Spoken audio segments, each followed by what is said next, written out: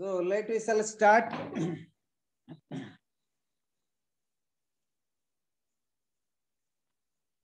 Om.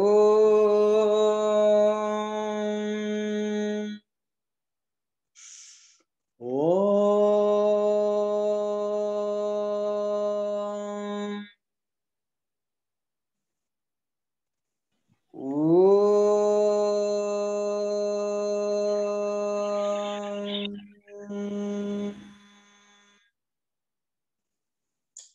Om Sahana Vavatu Sahano Bhanaktu Sahaviryam Karavavahe Tejasvinavadhitamastu ma vidvisavahe. Om Shanti Shanti Shanti. Om Gurubhyo Namaha. Harihi Om. Om Sankaram Sankaracharyam Kesavam Badarayanam Satramasakrito Vande Bhagavanto Punaha Punaha Iswaraguratmete Murti Veda Vibhagine Vyamavadvyatta Dehaya Siddhachinamurtaye Namaha. Om Shanti Shanti Shanti. Harihi Om. So we shall start the second chapter. We need to keep continue, and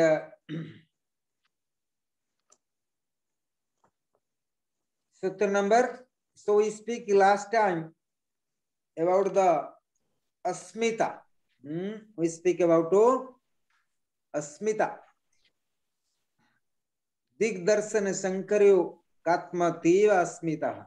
Asmita is the identity as it were of the Purusha with the Buddhi.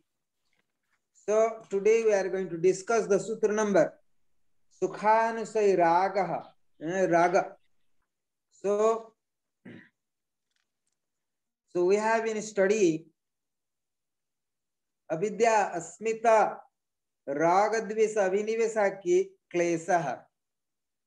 So we study Avidya Asmita, but today we are going to study Raga. According to Patanjali Yoga Sutra, second chapter, Sutra number 7. It says Sukhanu Sai Raga. This is Sukhanu Sai Raga. Sukhanu Sai Raga.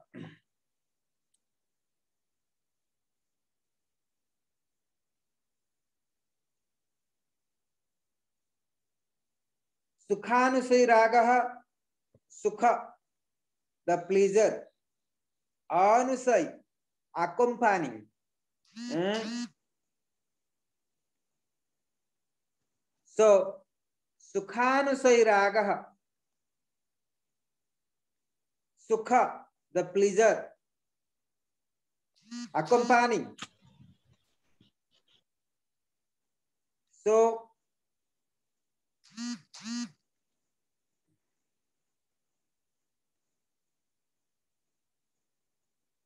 Sukha means pleasure and accompanying means Raga. So,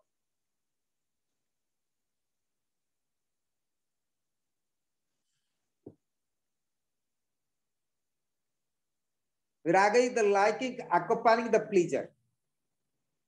Then says Sukhanusai Dvesa, they try to combine about the commentaries. So you already understand what is a Raga. Raga means something, the attachment of the pleasure. That is called Raga. So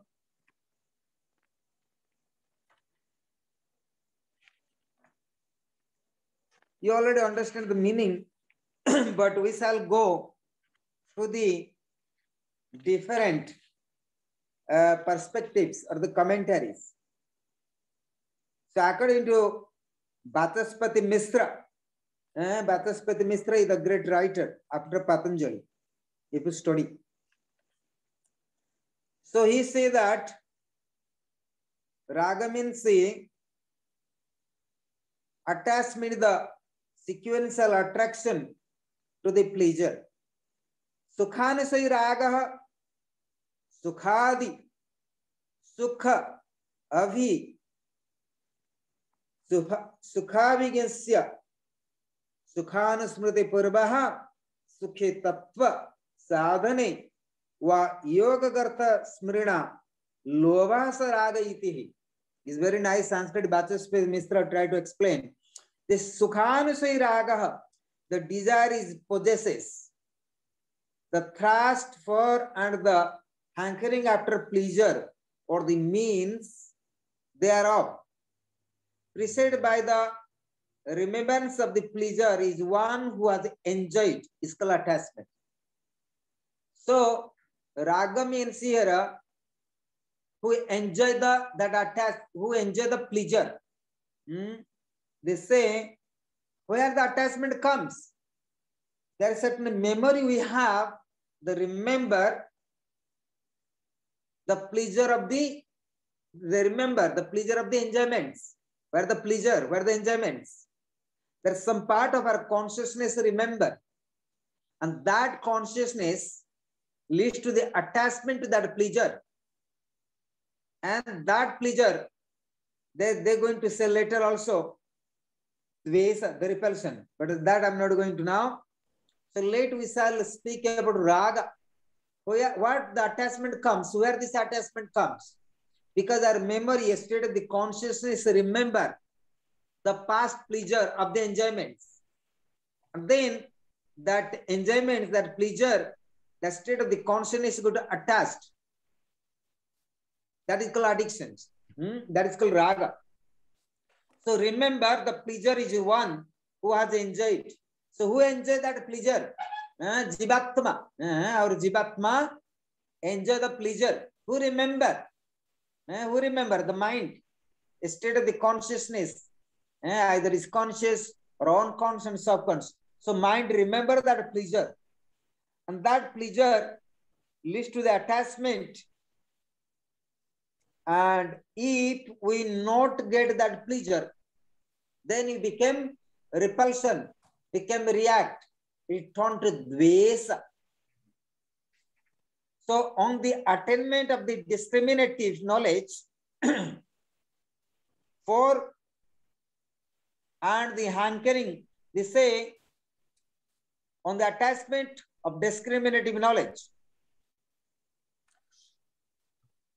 is attachment are removed to egoism, brought about by nescience, avidya, is the root of attachment. This is very important on the attainment of the discriminative knowledge. So through discriminative knowledge, through the viveka, the attachment are removed. Through viveka are removed. Egoism brought about by nescience, egoism. The ego leads to the avidya, is the root of attachments. So two things are here. So where the attachment comes? Attachment comes because of ego.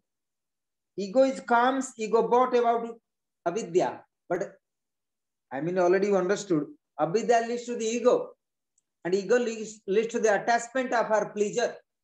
And when that pleasure is destroyed by someone, then naturally we become repulsion. Dvesa starts. And who is actually enjoyed that?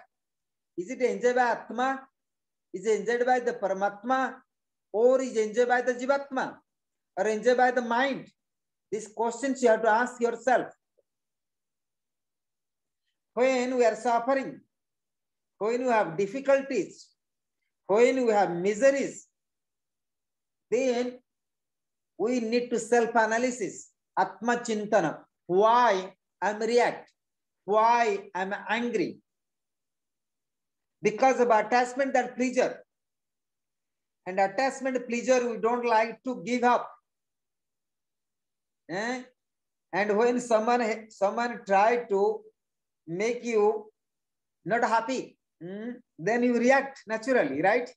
When somebody disturb your peace, somebody disturb your happiness, somebody disturb your pleasure, somebody disturb your calmness, and you become react. It means you are attachment of your peace of the mind or calmness or the happiness. These are the difficulties, right? So these are the difficulties to these are the difficulties in order to free from the raga. So when you are raga, you need to have fully contemplate, fully concentrate, fully conscious, and then you have to work out. And where am I exactly attached? Where am I exactly suffering? So that you have to check yourself. That you have to check yourself. So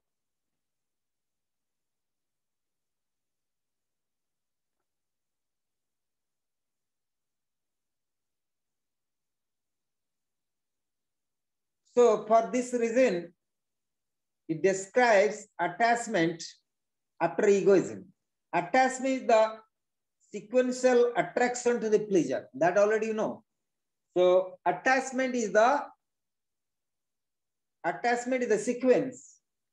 Is the sequential attraction to the pleasure. When you are attracted to the pleasure all the time, and that is called attachment. So attachment, the sequence of attraction to the pleasure. When your attraction to the pleasure is known as attachment. So attraction to the pleasure is known as attachment, and addiction of the pleasure is known as dukkha, the sufferings, and we react, and dvesa starts, repulsion starts. The same memory is not possible to one who has not cognized. Hence, is it said in one who has enjoyed. When a pleasure is remembered, attachment is preceded by the remembrance of the pleasure in the consequence of the enjoyment thereof. When a pleasure is being enjoyed, there is no necessity of the remembrance. They say when pleasure is being enjoyed, whether remember, they say that the attachment, however, to the means thereof, whether remember or actually present, is also preceded by the remembrance of the pleasure. As a matter of the course, when means of pleasure is perceived, it is a remember as a cause of the pleasure of the same class, or it is interfered that it will be caused a pleasure similar to what has been before caused by an object of the same class. The means of pleasure is therefore desired. You say the means of pleasure is therefore desired. So that means actually he describes the meaning of word attraction. Desire is to possess. So here actually we are it's not about the attachment of the pleasure or the attraction to the pleasure, but actually we create the desire for the pleasure. We are not attraction of the pleasure, right? But we create the desire to have the pleasure. We create a desire to be happy. We create desire to be enjoyed. Then attraction to the pleasure comes. And then attachment comes. So here the desire, the root cause of the desire is the root cause of sufferings. Is the not root cause of the happiness. Is the not root cause of the pleasure. Is the root cause of our desires. Right? So our desires lead to attractions. And attraction needs to enjoy or fulfillment or pleasures. And most of the time, we actually we can't really enjoy. We can't really experience pleasure. And when you are disturbed of your pleasure, when you are disturbed of your happiness, when you are disturbed by your calmness or quietness, naturally you are angry and repulsion starts. So actually, who want this pleasure? who want this happiness, who want this calmness. That is the question mark today. Who want it? Is it your Jivatma want it? Is it your mind want it? Is it your Atma want it? It is the God want it? Who wanted it? The question mark here. So question is very simple and answer is very simple. Our mind want calmness. Our Jivatma want to calmness or relax or happiness, because our Jivatma mind creates the desires to have the pleasure, to enjoy. So you already know the Atma has no desires, neither pleasure nor unpleasure. Even our Atma don't want peace. If our Atma don't want happy,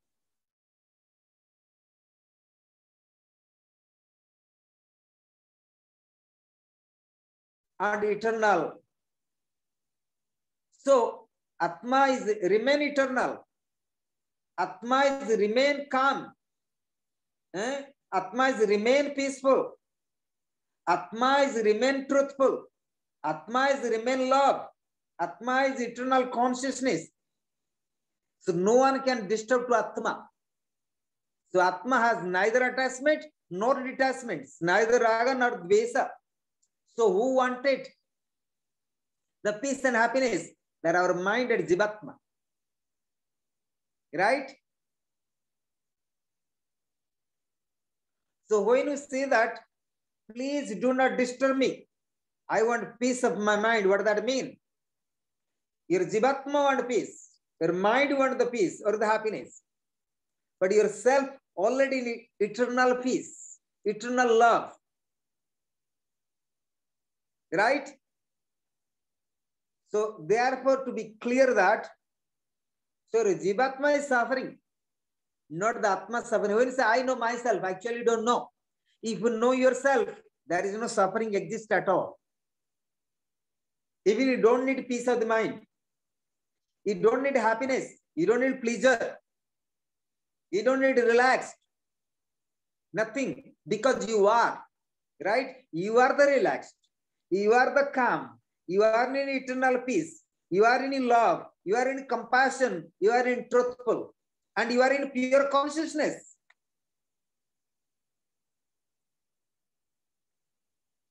Am I clear that? So no one can really disturb you. If you know yourself. So therefore here the question mark comes when a Brahmajnani, a Atmajnani, not disturbed by any circumstances. Not disturbed by. Nobody can disturb their peace and happiness. Nobody disturb their love. Nobody disturb their to keep continuity their eternal consciousness.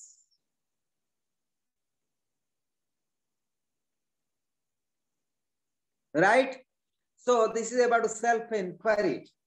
And you have to really meditate on all about it. You have to meditate. Am I clear? You have to have self-inquiry and meditate properly. Self-inquiry is very important. Meditation is going to help you. The integration of the consciousness, the integration of the higher consciousness. And Samadhi is all about the integration of the Vairava and Shiva consciousness. So therefore, daily meditation is not about rituals, is not about duty, but your regular meditation is helping you how to integrate with higher consciousness. Regular meditation going to help you how to integrate yourself to Atma, the consciousness Atma, the consciousness Shiva, the consciousness of eternal consciousness, the absolute truth, the absolute consciousness. So daily meditation is not about rituals. You can meditate 10 minutes, you can meditate 5 minutes, doesn't matter. But regular meditation has to be done. You can only sit down 5 minutes every day, morning time. But you need to have punctual, sincere. Close your eyes and sit down, even 5 minutes. but it has to be very punctual. So since regular meditation is helping you to integrate yourself higher consciousness, and that consciousness help you to understand the raga and dvesa, that consciousness. So you have to have clear now, Atma have no raga no dvesa. Your mind want peace, right?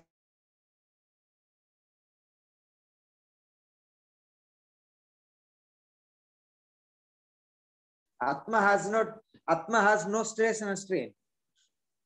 So Atma don't need peace of the mind. So you need peace for your Jivatma. So therefore, check it where you have desires, where you have expectations to attraction of that pleasure, to attraction, and that the root cause of our sufferings due to avidya, due to ignorance. So you can actually free from that sufferings by your descriptive knowledge, viveka. So viveka only can help you not to react, not to angry, not to be negative. Right? When you are negative, when you are angry, is all about your attachment to that pleasure, your attachment to that attraction. We desire it. We create the desire. Right? I tell you one thing, a small child sometimes putting the hands on the fire. So the child enjoying it, putting the fire, like the hands moving like that. But the mother is afraid. The mother thinking the child can burn the hand. But the child is enjoying it. Like you see the many children, they eating a lot of sweets, a lot of sugar. Because they enjoy the sugar. So they have the attraction, that pleasure of the sugar. So this is created by the mind. I will be very happy. I will be in pleasure. Am I clear that? So this makes attractions to the raga. And sometimes when they don't give you sugar, then you react. So wherever you are become negative, wherever you are angry, there must be raga. Without raga, you never can be angry. You never can react. You never can be negative. That means it disturbed our pleasure. It disturbed our happiness. Generally in society, when are very tough, particularly when running the ashrams or companies, organizations, we sometimes take the proper actions. Why? Because they break the disciplines. Then we can continue our organization forward.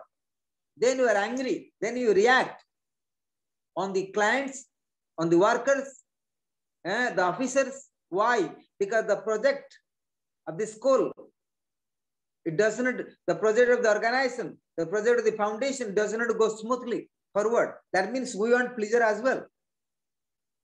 And similarly, so anyone react on you or angry on you, there's somewhere attachment to that pleasure and you disturb their pleasure. Right? So this you have to be very clear. Am I clear now? And you have to understand this.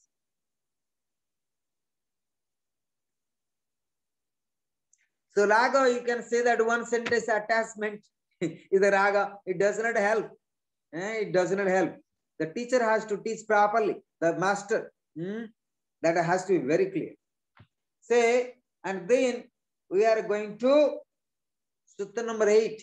Dukhanusai dvesa. Repulsion. Dukhanusai dvesa. They say dukha, the pain. Then anusai, the second cell repulsion. Repulsion. Dvesa, aversion, reaction. This aversion is the sequential repulsion from pain. So what happening? So when somebody disturb you not to enjoy the pleasure, and what you feel? You feel pain, sufferings, misery. If somebody not give you chance to have that continuity, that pleasure, then you become react. When you are meditate in silent, somebody disturb you. So what you feel? You feel very angry. Don't disturb me. I am in meditation. I am in samadhi. I am in yoga class. So that you react, right? Sometimes your children, sometimes your wife or your family, and you're doing Kriya Yoga sadhana morning time, they disturb you. Sometimes they call you, Papa, there is something happened, water not flowing in the bathroom. And you are in Kriya Yoga meditation. You react sometimes to your children. Sometimes happens like this. So many times happen. So what happening? That is the very important also. When do sadhana, also maintain equanimous of the mind. A sadhaka need to maintain equanimous of the mind any and all conditions. And that's the real sadhana. Sadhana not your the doing Kriya Yoga, Pranayama, Asana, Mudra, Bandhas and chanting mantras and chanting Bhagavad Gita, Shastras is not sadhana. You can do many hours Karma Yoga in the ashram. Is not sadhana. You can do study many books. Is not sadhana. You can do mantra chanting. Is not sadhana. And you can meditate many hours. Is not sadhana. If you disturb by anyone. So that means being a sadhaka, being a yoga practitioner, either you are practicing Vedanta, any sadhakas who wish to attain the Brahmajnana, Atmajnana, they must maintain the equanimous of the mind every moment, every and all moments in their life. Not only during sadhana for 1 hour, but that is very, very important. And especially when you are sitting in meditation, in samadhi, or doing any kind of sadhana, and you must remember, is supposed not disturbed by anyone.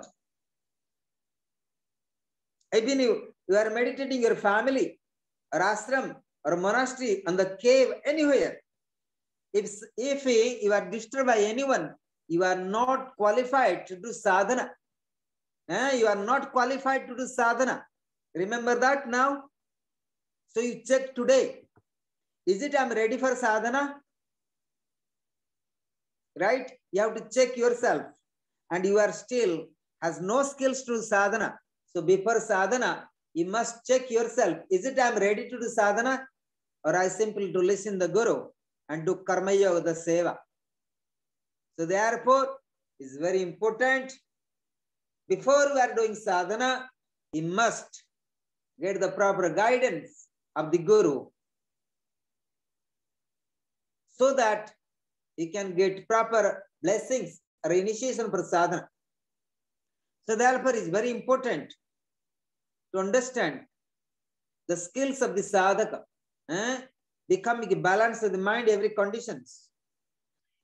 Again, I repeat, even to 30 minutes, even to 25 minutes, sadhana, Kriya Yoga, or practice asana, pranayama, even you are sitting in the closed rooms, anybody disturb you, and you must attain with a lovely way, in swift manner, with the balance of the mind. Right? Don't ignore it because you are in samsara and everybody need your help. Right? So therefore, you suppose not disturb. You suppose not disturb by anyone. And that's the real sadhana. And when you are 1 hour, of course you are in samsara, you're running the company or a school, many other things, that different things.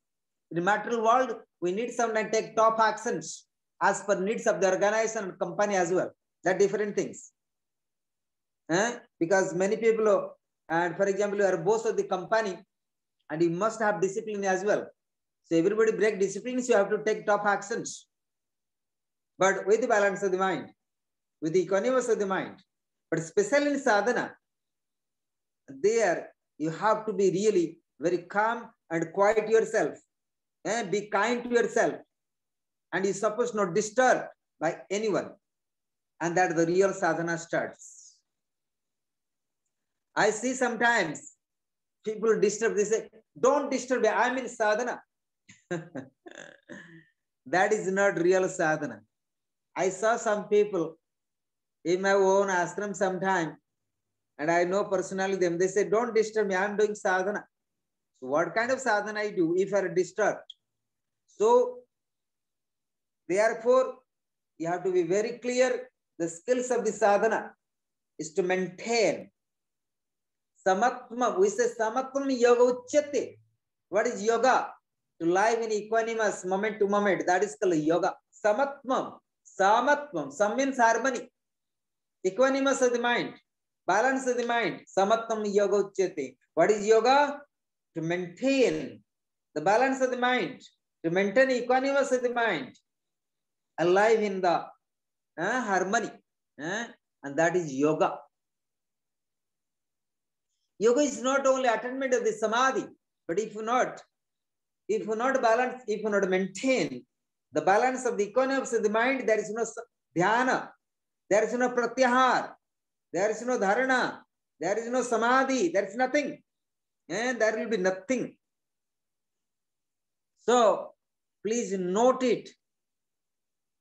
Please note it. How you can do sadhana. Very, very important. I remember nowadays when I'm doing the morning time or Kriya Upadis or chanting mantra, somebody come again, Swamiji, and how can clean the floor where the key of the main gate, where the vegetables, they ask me like this, you know. So what I mean, I suppose not disturb by them. That is the real sadhana. Real sadhana. So when I do sadhana, in the morning time in my room, always open the door so that they can see me what I'm doing. And sometimes they need something. I always say that whatever need, you tell my name. Swamiji, we need this. Then after that go, then I check it is possible to fulfill or not. So it's very interesting that. So when I actually do sadhana, if you have busy life, you are in samsara, in family life, don't close your doors. Let open the doors. So anyone see you are meditating, so they are not so much disturbed. Sometimes they are curious what you're doing. So let them, if they are, always tell them, if you need anything, you can tell me this. Then I can feel, but I'm conscious, I'm not samadhi and beyond the body. So I can listen. If I need it, I'll come to help you. If I understand, you need it. So therefore, when you live in the family, you have to really balance the mind. Very, very important. Especially the householders is always difficult to do sadhana. As a sannyasi more easier, maybe in a monastery, maybe in the cave, but as you leading the life of the family life, you leading the samsaric life. So that is always most difficult life. But economies of the mind is very important. Either you are a monk, or you are the family man, or you are a businessman, or you are, doesn't matter what kind of persons you are. Either a spiritual or not spiritual. But equanimity of the mind is very important, at least to live in the peace of the mind. And that really brings to the happiness. And nobody can disturb that. So please remember, I repeat again and again and again. And that is very important. When I go to Vipassana study, they always say that maintain the equanimity of the mind. Always remain balance, always maintain the balance of the mind. Bring your awareness on your breath. Always, every moment, maintain and aware the equanimity of the mind. Does not matter whatever happening. You may experience either pleasure or unpleasure. Remain, maintain the equanimity of the mind. And that is the meditation. So what I mean, it's a meditation all about equanimity of the mind. Therefore, in Bhagavad Gita, they say samatvam yogochati. Harmony of the mind is the yoga. Then say, this is dukhanusai dvesaha, dukkha avigyasya dukhanusmruti, purvayam dukkhe tas sadhane vayaha. प्रतिदो मत्तियोर जिज्ञासा क्रोध सद्वेषा. So this is Sanskrit that try to speak. The repulsion is the anxiety. So repulsion, when you react negatively, we are so much disturbed ourselves actually. It is the anxiety. We are disturbed. The wish for removal and the anger and the pain and the means thereof which stick in the mind in consequence of the feeling of pain. So when you are feeling so much pain, what happened? So much anger starts. So you are before addiction of the pleasure, and when you react and you are not enjoying that pleasure anymore, that convert to pain, that pain convert to anger. And what happened that? You see, in the case of him who has felt the pain, presided by a remembrance of the pain, is aversion. You say, Dvesa is nothing but experience of the pain. And that comes repulsion, reaction by the anger. So anger naturally comes. So Dvesa is nothing but anger. That anger leads to all the way to suffering more and more and more and more. So therefore, what to do? This Bhattaspati Mishra explained. Aversion the sequential repulsion from pain. So whatever you are suffering, and so suffering is the root cause of our Dvesa, the repulsion, the anger. So why are you supposed to be angry? Because we feel pain. No more pleasure anymore. So pain is the root cause of our anger. Then after that I say, one who has felt pain, this is to be explained as before. Describes the meaning of the word sequential repulsion from pain. The repulsion. Repulsion is the force which repels, amplifies the same by the starting synonymous, the anxiety. So here they say that repulsion is nothing but anxiety. So all kind of anxiety is called leads to the repulsion, dvesa, and also leads to the anger, also pain. So anxiety. Anxiety is something which is also cause of avidya, cause of asmita as well. You are studied already. Avidya, asmita, raga. So avidya also, avidya and asmita both. And that called raga. And then leads to the dvesa, the repulsion. So attachment of the, then here what happening? We don't want pain. We want attachment of the pleasure. So when you try to react on the pain, that leads to anger and anger and anger. And that anger all the way leads to the pleasure. And then you are entered into again avidya. And again enter into asmita. Again enter into raga also. So therefore, one should have the descriptive knowledge, the viveka, in order to remove either raga or the dvesa. So awakening of the viveka is going to great help in order to sort out of your all difficulties and the obstacles. Then we are already speaking avidya, asmita, raga, these avinivesa. Now I'm going to sutra number avinivesa. Let complete today. Sutra number 9. Sutra number 9. Then I try to little bit also before going to avinivesa. Let we shall go little bit another commentary. This is whenever there is an object of pleasure and the mind runs after it, we seem to have the pleasurable experience again and again. This is called raga. This is not very difficult to eliminate. One can eliminate it from one's personality with a little jerk, given either by the nature or created by one's own self. Dvesa is the opposite of the raga. Both of them bind innumerable persons and things. either positively or negatively. They are definite conditions of our mind, and that conditioning is done on the basis of a sense of happiness or the repulsion. So most of the time, we do two things. We do two things. Sometimes we experience pain, but we are still continuing.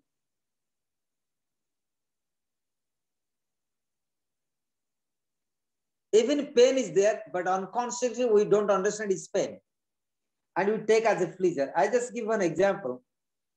When a dog, I saw our dog one time, or many times I saw sometimes, they're so nice, they killing the animals outside. They sometimes bring the bone, and they eating the bone, the dog. Then I see the dog, they have so addiction to the pleasure of the meat, and they're holding the piece of the bone, and they try to eat the bone, right?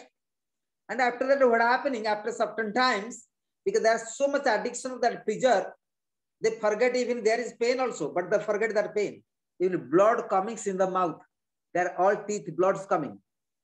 Because when blood coming, there is pain. But what happened? The addiction of so much pleasure there, they forget the pain even there. Pain is there. And here they don't react to the pain, but rather their attraction of the pleasure. Sometimes the attraction of the pleasure, maybe a dog have positive for the pleasure, but in negative actions, what is that? If the only blood comes, pain is there. So similarly, in our life, we have addiction of the pleasure, but at the same time, we are really suffering and suffering and suffering. And sometimes it does go to unconscious and suffering, like cancer. If anyone is suffering cancer, they don't know. They don't know. Cancer is like a dog, like a dog eating the bone for the pleasure. But pain is there because the blood coming through the side of the teeth. You understand? The cancer patients are like this. They are somewhere, they have attachment of the pleasure. That pleasure leads to the depressions. That pleasure leads to depressions. And they don't notice the depression. After that, what happened? That changed to actually cancer and cancer. Like I say that a dog don't notice the pain. The blood coming, there is pain, but they don't notice it. It's unconscious. Right? Similarly, we have so much pain in our life, so much pain and suffering, but still you are unconscious. But after a certain time, and when these teeth have so much blood, so much pain comes, then dog, they try to not eat the bone, but that is too extreme, too extreme. And that is our human life. That is our human life. So we have so much addiction of the pleasure, we forget, and we are harming ourselves. We forget, we lose ourselves, we forget, we are already disturbed. That anxiety comes unconsciously. That is called dvesa. When you realize, it's called dvesa. Am I clear that? Many cancer patients, people, they never notice, they never aware there is cancer. And you can check that. Many people have been shocked. Is it I have the cancer? Am I clear for you this sentence? Many people have cancer, they don't notice. Any cancer, they don't notice it actually. Because of addiction of the pleasures. And that leads to raga. And unconsciously, there is already dvesa. They are already repulsion. But they don't react, they react, but unconsciously, like a dog. Maybe react, blood coming, they don't notice. But the body, the jivatma, naturally will react if there is pain.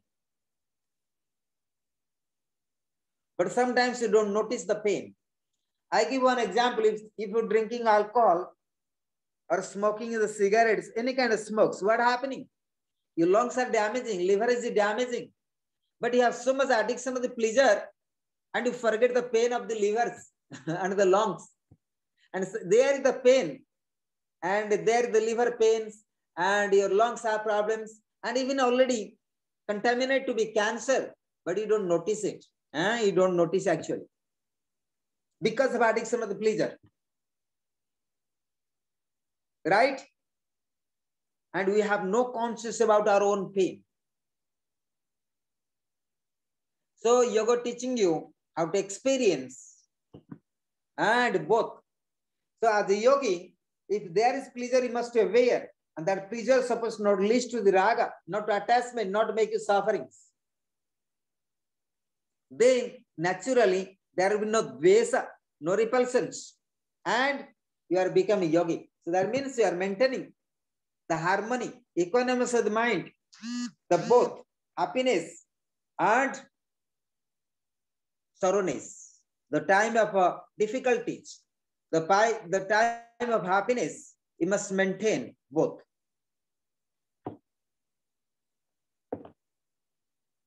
Raga and dvesa bind us down to the lower levels of the consciousness. All kind of raga and dvesa is related to the Muladhara and Swadhisthana. So long as they are there, the mind cannot be raised to the spiritual heights. So if you have always raga and dvesa, it's very difficult to rise our consciousness to the higher consciousness. It should be remembered that they are the two sides of the same coin. They are the twofold expression of an inner raga. Liking for one thing involves repulsion for something else. So they are not the opposite of each other, but are the two sides of the mind. Dvesa should be removed first, and then raga will also go natural. So that means we have to, it's not attachment that has the big problem to you remove or be free. The thing is, you supposed not react. That is very important. Yardsticks. Well, therefore, when do sadhana, somebody disturb, you supposed not react. You supposed not disturb by anyone.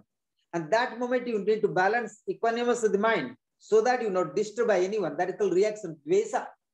And that you have to conquer very beginning. So naturally, you can free from the raga naturally. So very important not to react negatively, angrily. So that help you to free from all kind of raga attachments. So there will be no sufferings at all. No misery. Then you are the real good sadhaka. To do any sadhana, to any meditation, whatever you do, any kriyas, tantra, mantra, chakra, whatever, then naturally you can attain the Brahmajnana, Atmajnana, then be free yourself. And that's the true love. It is dvesa which is more powerful binding force. It is a great hindrance. When dvesa is removed, meditation becomes deeper, and then raga can be given up. It is said that a man is affected more by dvesa than by raga. Therefore, one should get rid of hate. So it's very important. So tomorrow I will speak of abhinivesa. Only raga is completed today. So therefore, we have to be very clear how to free from dvesa, the repulsion. So therefore, it's very important not to react. Anytime anything people say, that time if anyone anything to say, always say, like my guru, if I ask anything to him, he always say, let me think about it. Let me think. And he never give answer straight. He always think, if I give answer straight, maybe it's negative, maybe positive, maybe something. So he always think about it. Anyone, like if you are a company manager, you must not take the decisions rightly and immediately. No. You must take decision, take some time. Like you see, many judgments in the world, like judge in the courts, they never take decision that day. It takes some long time. 1 year, 2 years, 10 years, 40 years, 50 years. Why?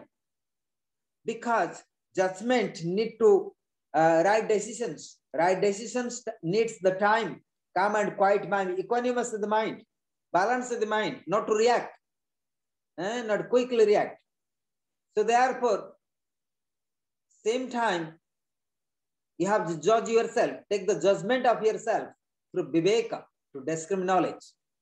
And once you are free from the dvesa, the repulsion, so natural raga is removed, and you are able to qualify to do any sadhana and meditation and leads to the attainment of the Atmajnana and Brahmajnana.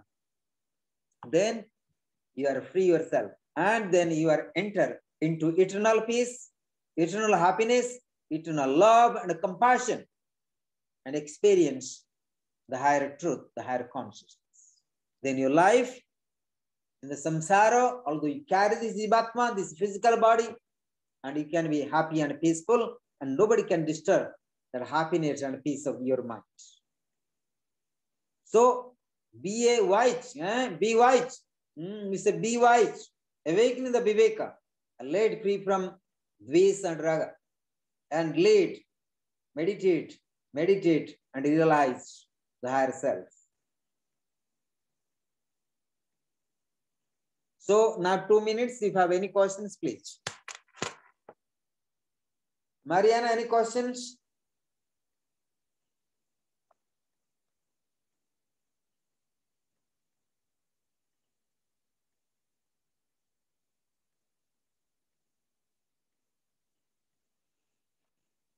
Any questions now? Yeah, I have 2 different versions of Yoga Sutras, and in the one for Raga, it's just we were talking a lot about attachment, and in the other book it's just called liking, and there's no comment. It's just liking. And in the other book, it's attachment. And today we were talking long time about attachment and why detachment, how detachment, and how to free from detachment. And so, and the other book was, so it's also based on the Sanskrit words, how to translate the Sanskrit words. So actually, every author's whatever they write is according to their state of the consciousness, but as a master, as a guru, and you have to actually to think about it. You're supposed to not read only books. You have to find out the proper way to explain your own students as the present moment needed. As we are here in this platform, so what exactly today and now we need it, and how to explain. So this is the qualification of the masters. The satisfaction of the student, the qualification of the masters. It does mean all book have the proper knowledge. No. Book is infinite knowledge, the intellectual knowledge of someone. But at the same time, we can read, we can take reference, but we have to use our viveka again, discover knowledge, our own viveka. That viveka, and through viveka, you can explain to your own students how, or your own disciples, how is the applied, how is the implemented. So therefore, otherwise everybody can read the books, they can understand everything. So why today we need masters and gurus? Even lot of information coming YouTube in the books, but there is no feedback, there is no input. Who can have the input? You can read the digitals. You can go to the. So why need physical masters to study this? So still we need always master to explain you properly. We have to respect the whatever the books and shastras. We have to respect, but that is not enough to read only to understand. I also could read the books. Why I need to spend my time in traditional monastery? Why I need to leave the home and come to Himalaya? Why I need to go to the guru to study all these things? I could read the books as well. No. So the bookish knowledge does not help us to understand properly, not understand properly. So therefore, always remember, if you study shastras, if you study any kind of spiritual science, you have to have study under guidance, the masters and gurus and acharyas, not normal teachers. But where you have love and dedications, there you can study. Intellectual don't study. It does not help you. Because there is no love, there is no kindness, there is no respect. So anyone teach you anything from books, it does not help you. And sometimes you read the books, many books out of intellect. Actually, you don't have a proper kind of love to that person. We don't know that person. We don't have proper devotions. We only want to read intellectual way many books. Even you don't know who is the writer, who is these things, right? So therefore, we have to study everything with the master and the gurus, where you have love and trust. That is very important. Any scriptures to study with any masters and acharyas, you must have love and dedications and the positive efforts and trust. If I only want to study out of curiosity with any master, with any book, it does not help. It does not help for your knowledge or wisdom. No. Only curious, it does not help. Because curiosity is also leads to the negative. Sometimes you compare, oh, this book write like this is not good. This book write this is not good. So you have curious. And we are also curious ourselves. So curiosity is not good. So you have desire to know the truth. You have desire to know the real wisdom of that sutras, of the shastras. So therefore, in ancient time, all kind of shastras one has to study with the master, with the gurus, with the humbleness, with the dedications, with the trust and belief as well, and with the positive efforts as well. Am I clear? Like sometimes you study college and university, it does not help nothing. It does not help for our spiritual growth and to be sadhana. It does not help. And you can read, you can go to many YouTube and many other things. It does not also help for temporarily. So it's very important to study with the physical masters and gurus. And otherwise, you need nothing. And simply sit down, close your eyes, and meditate every day without any scriptures. That's the best way. That's the best way. Like Ramana Maharshi, he went to Arunachal, Tamil Nadu. He always self-encouraged. He not been in school and college and university or any gurus to study all scriptures. No. He simply sit down and he meditate and he simply surrender to Lord Shiva, Arunachal Shiva, and have self-enquiry and all knowledge he have. It doesn't mean knowledge is within books. No. I already said that is an imperfect knowledge.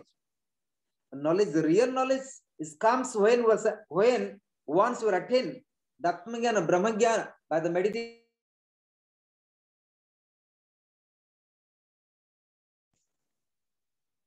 Am I clear that? So thank you. So we shall go. Purnamada. Everything is absolute. The absolute merge in absolute. And absolute coming from absolute. And remain absolute. Eternal coming from eternal. And eternal coming from eternal. Eternal merge in eternal. And everything is eternal. Very interesting. Om Purnamadaha Purnamidam Purnat Purnamudachyate Purnasya Purnamadaya Purnameva Vashishyate.